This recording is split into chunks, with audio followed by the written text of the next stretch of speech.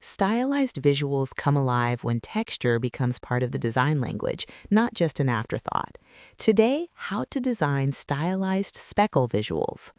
Open Photoshop and create a 2048 by 2048 pixel canvas with a bold background color like deep teal or burgundy.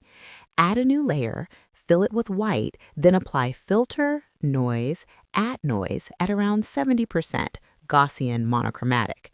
Open levels and drag the sliders inward until strong scattered speckles remain.